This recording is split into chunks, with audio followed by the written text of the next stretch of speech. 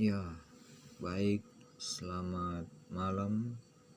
Kembali kita mau melanjutkan perenungan kita dari kitab Amsal ayat 1 pasal 1 ayat 7. Nah, di sini kita mau merenungkan satu ayat saja.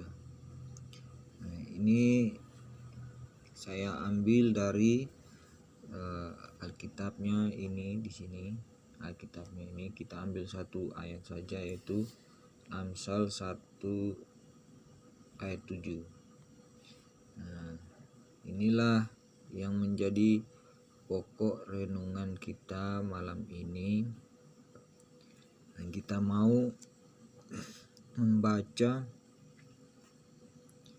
merenungkan apa yang terkandung di dalam kitab Amsal ayat 7 ini. Baiklah, kita lanjut saja. Kita akan membaca Amsal 1 ayat 7.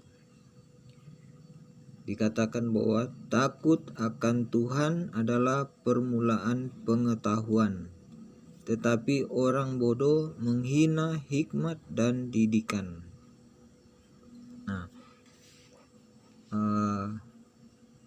ayat 7 ini kita bagi dua menjadi A dan B.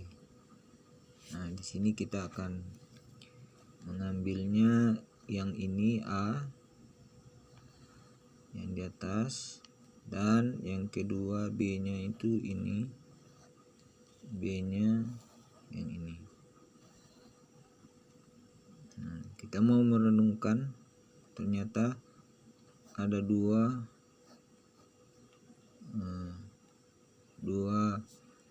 pokok pikiran di sini. Nah, bagian A di situ dikatakan bahwa takut akan Tuhan adalah permulaan pengetahuan. Nah, kalau kita melihat kebanyakan orang, ternyata orang itu lebih banyak mencari pengetahuan itu di luar sana. Nah, di sini termasuk kita melihat bahwa di sekolah-sekolah, mulai dari TK, SD, SMP, SMA, kuliah,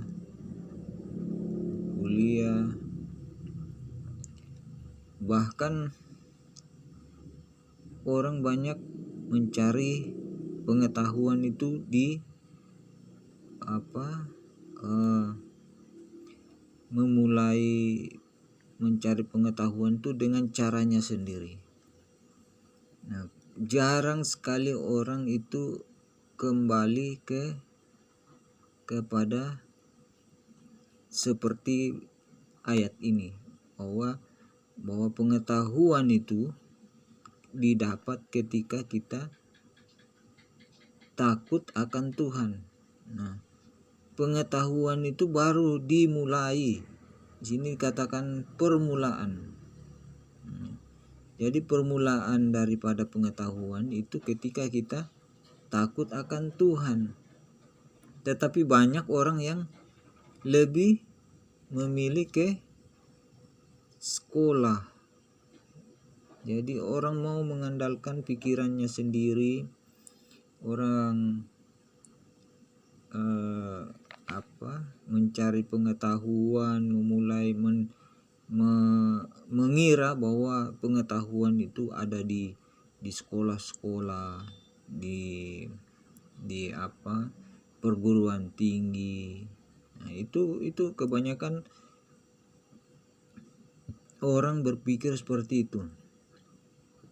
Tetapi pada malam ini kita melihat bahwa ternyata untuk memulai suatu pengetahuan itu ternyata dimulai dari adanya rasa takut ini. Rasa takut kita terhadap Tuhan. Nah, tanpa ada rasa takut terhadap Tuhan, pengetahuan ini tidak akan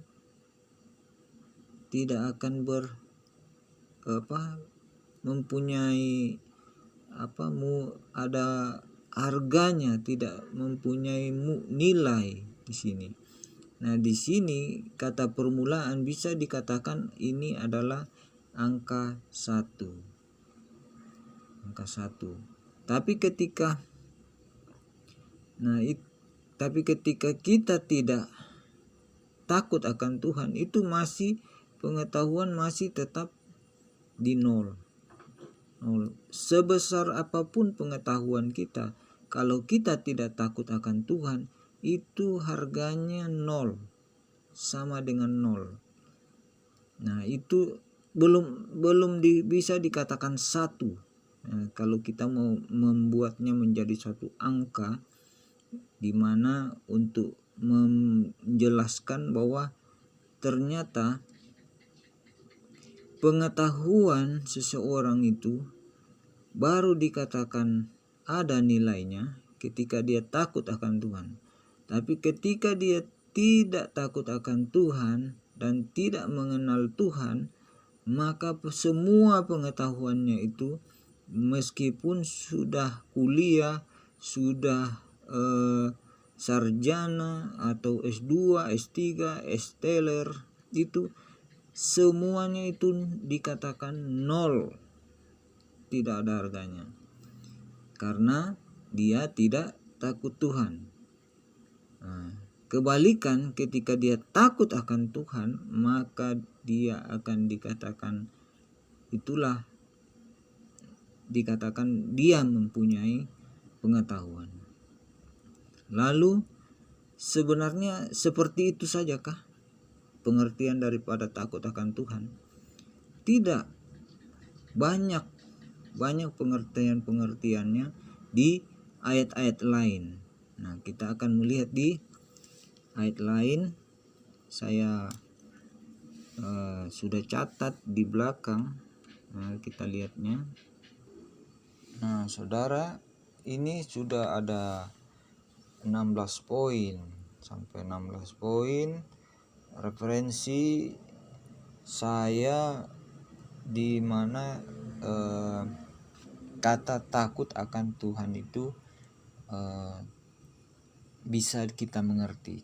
Kita coba ya membaca di Amsal 9 ayat 10 dikatakan, permulaan hikmat adalah takut akan Tuhan, dan mengenal Yang Maha Kudus adalah pengertian. Nah, itu sama di ayat 7 tadi. Di Amsal 10 ini, ayat 10 ini sama dengan Amsal 7 tadi. Dikatakan permulaan hikmat adalah takut akan Tuhan. Nah, kita baru mempunyai satu hikmat dan mengenal Yang Maha Kudus ketika kita takut akan Tuhan. Kita baru mengenal dan mengerti akan mempunyai pengertian ketika kita takut akan Tuhan. Nah, itu di Amsal 10 ayat 10.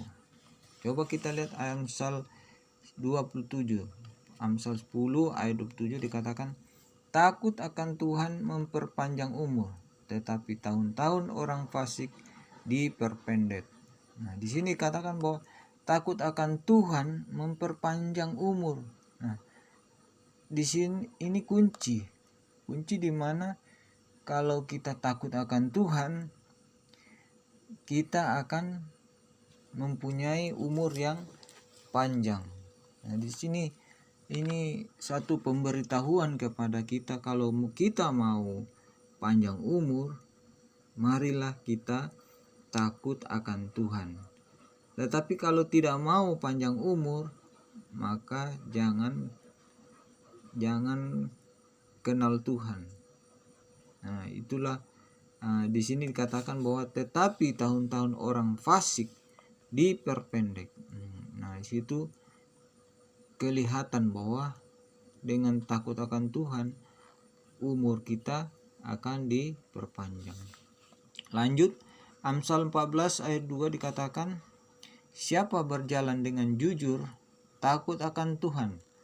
Nah, ini adalah kelihatan bahwa orang yang berjalan dengan jujur itu adalah suatu ciri-ciri di mana orang itu adalah orang yang takut akan Tuhan. Tetapi orang yang sesat jalannya menghina Dia.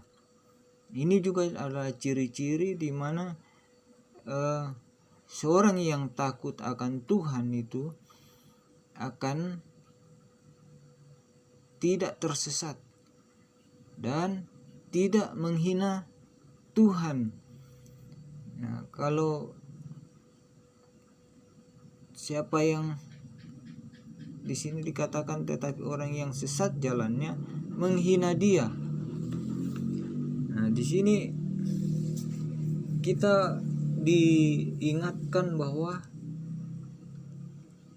ketika kita sesat jalan itu sama dengan kita sedang menghina Tuhan.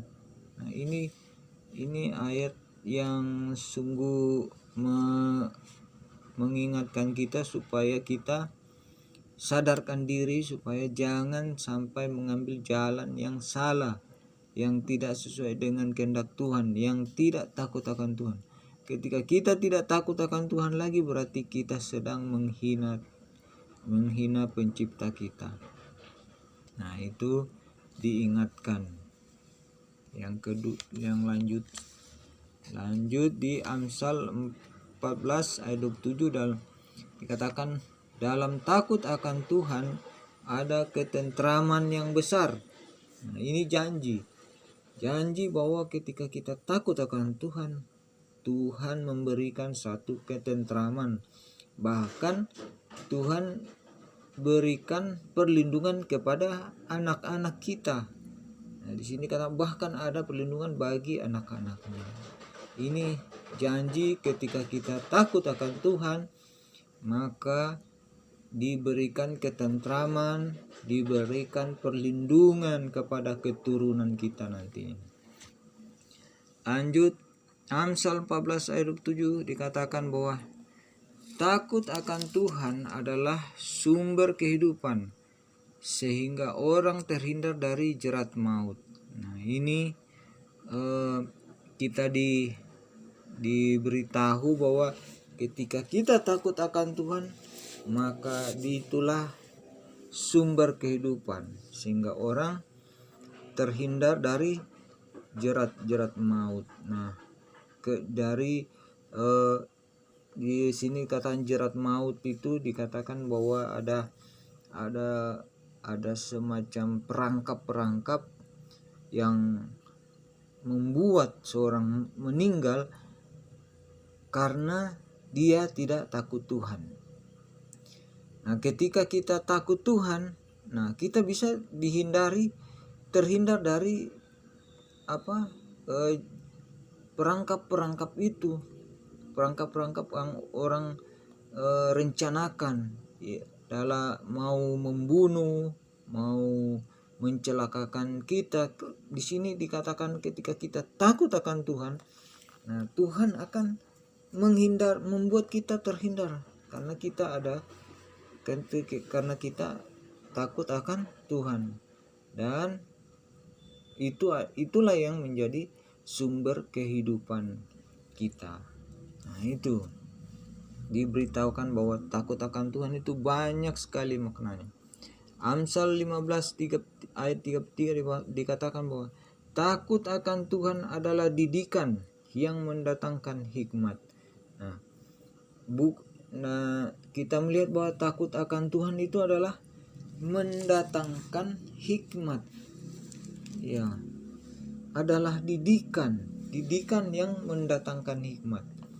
Nah, dan kerendahan hati mendahului kehormatan.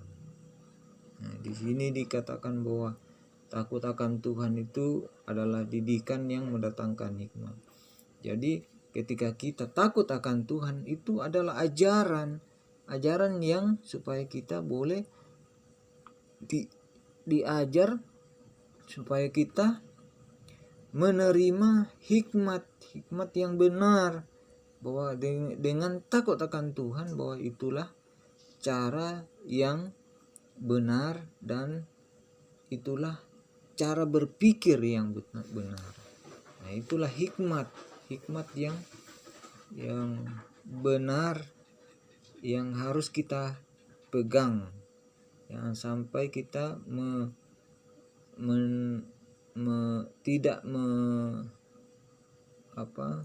tidak mengindahkan didikan itu, tidak mengindahkan bahwa kalau kita mau punya hikmat atau kita mau punya paham-paham yang benar, nah kita harus takut akan Tuhan. Tapi kalau tidak, ya kita akan mempunyai pemahaman yang salah. Nah, di sini diajarkan juga bahwa kerendahan hati adalah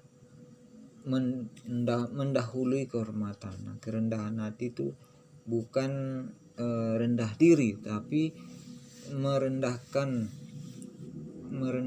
hati kita supaya kita saling menghormati satu dengan yang lain, tidak tinggi hati, tidak sombong, tidak pemarah. Nah, di sini dikatakan. Lanjut di Amsal 16 ayat 6.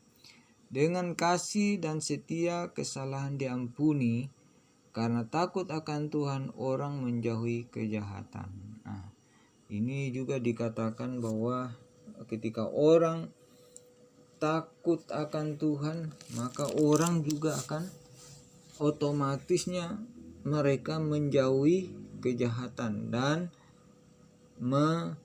berlakukan dalam dirinya itu kasih dan setia, dan selalu mengampuni salah orang lain. Nah, di situ itu gunanya ketika kita takut akan Tuhan. Amsal 22 ayat 4 dikatakan, ganjaran yaitu hadiah kerendahan hati dan takut akan Tuhan adalah kekayaan, kehormatan, dan kehidupan. Nah, ini adalah dikatakan di sini bahwa upah ketika kita takut akan Tuhan dan rendah hati, yaitu itulah yang disebut dengan kekayaan, kehormatan, dan kehidupan.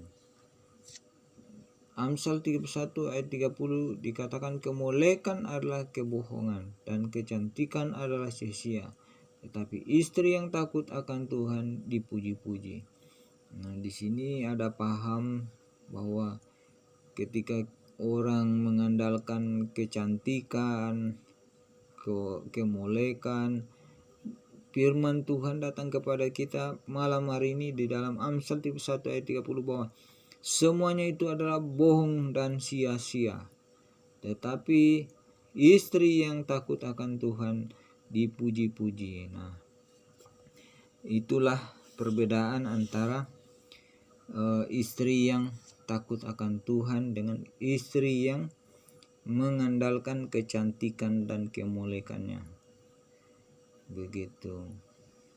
Dan di sebelah kita lihat bahwa di dalam Yesaya 33 ayat 6 dikatakan, masa keamanan akan tiba bagimu, kekayaan yang menyelamatkan ialah hikmat dan pengetahuan takut akan Tuhan, itulah harta benda Sion. Nah, di sini diungkapkan lebih jelas lagi di dalam Yesaya 33 ayat 6 dikatakan bahwa harta benda surga itu ialah takut akan Tuhan yang perlu kita miliki.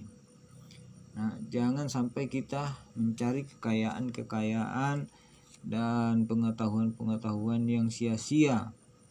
Baiklah kita mencari satu yang yang kekal, yang lebih bermakna, yaitu kekayaan yang menyelamatkan ialah hikmat dan pengetahuan.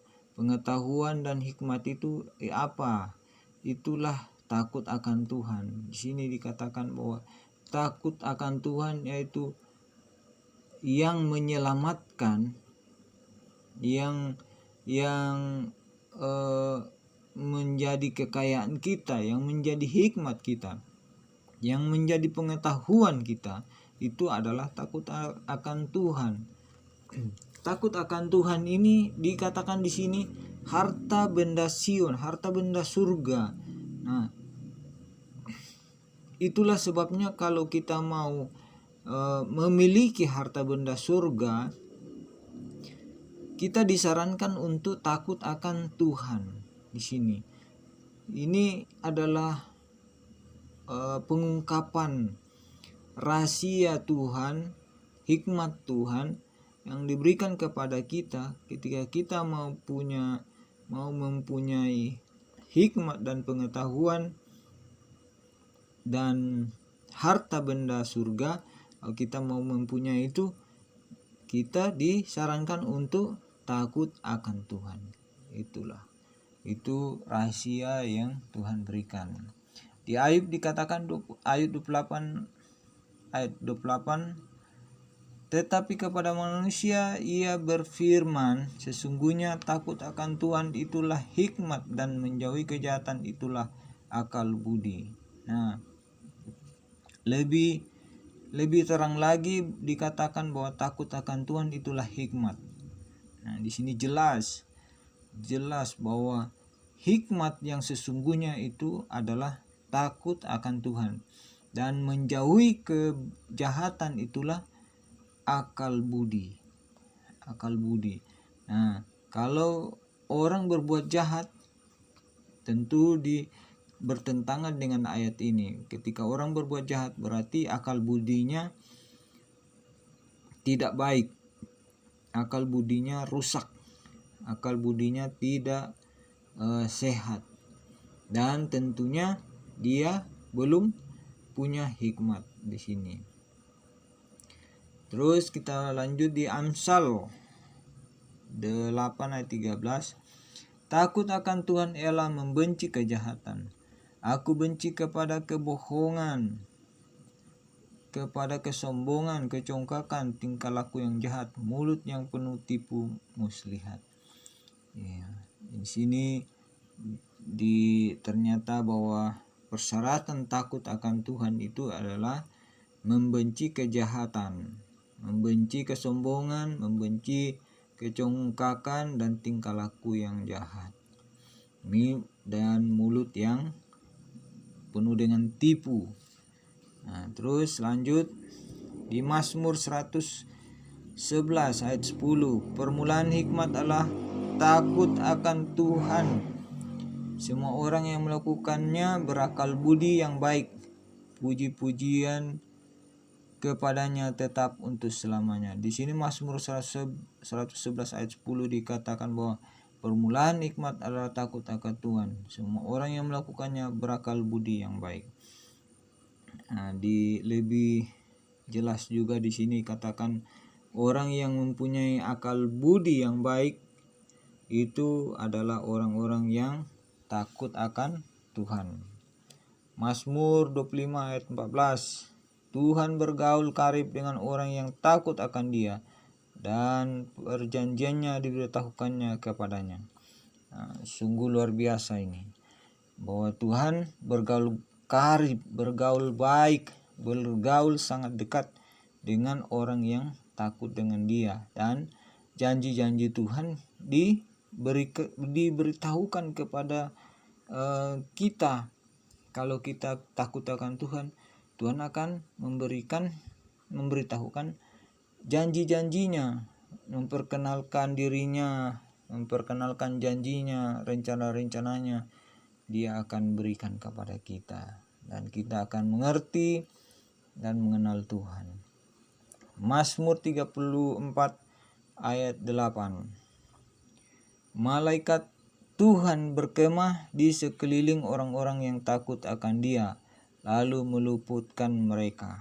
Nah, di sini diberitahu kepada kita bahwa ketika kita takut akan Tuhan, malaikat Tuhan berkemah di sekeliling orang-orang yang takut akan Dia, lalu meluputkan. Kita akan diselamatkan oleh Tuhan melalui malaikat-malaikatnya, karena kita takut akan Dia. Jadi kita akan diselamatkan. Ada perlindungan daripada Tuhan. Mazmur 103 ayat 13. Seperti Bapa sayang kepada anaknya, demikian Tuhan sayang kepada orang-orang yang takut akan Dia. Nah, inilah yang yang diumpamakan kita seperti Bapa sayang dengan anak-anaknya, demikian Tuhan sayang kepada orang-orang yang takut akan Dia. Jadi seperti Bapa sayang kepada anak-anaknya, demikian juga Tuhan sayang kepada kita jika kita mau takut akan Tuhan. Demikian firman Tuhan. Biarlah firman Tuhan ini boleh menjadi renungan, menjadi bahan pertimbangan terhadap kita mengenai Amsal 1 ayat 7, di mana kita disarankan untuk takut akan Tuhan adalah permulaan pengetahuan.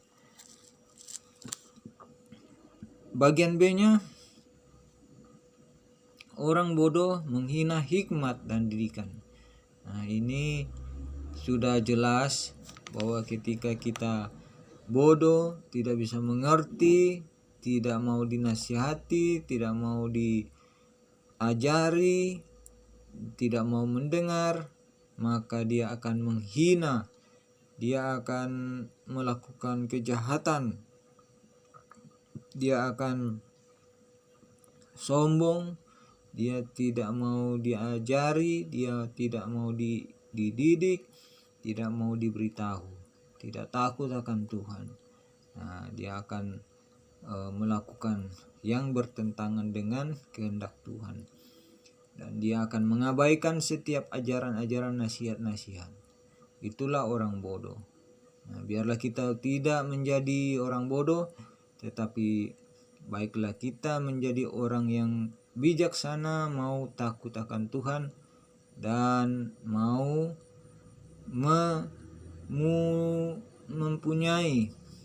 mempunyai pengetahuan dari 0 menjadi 1 ketika kita takut akan Tuhan. Tetapi kalau kita tidak takut akan Tuhan, maka hikmat, didikan, pengetahuan kita akan tetap 0.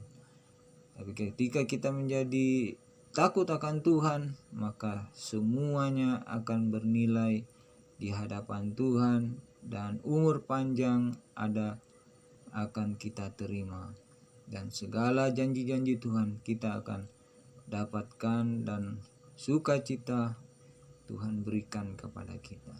Perlindungan, kesehatan, kekuatan, berkat-berkat Tuhan limpahkan. Demikianlah renungan kita, Amsal 1 ayat 7. Biarlah itu menjadi renungan, bimbingan, dan motivasi supaya kita mengerti apa yang dimaksudkan dalam takut akan Tuhan adalah permulaan pengetahuan. Demikian, biarlah firman Tuhan diberitakan ke semua orang, dan biarlah nama Tuhan ditinggikan, diagungkan, diberitakan, dimuliakan oleh karena firman-Nya. Biarlah Tuhan saja yang dipuji, disembah oleh orang. Terima kasih, selamat malam, Tuhan berkati. Haleluya, amin.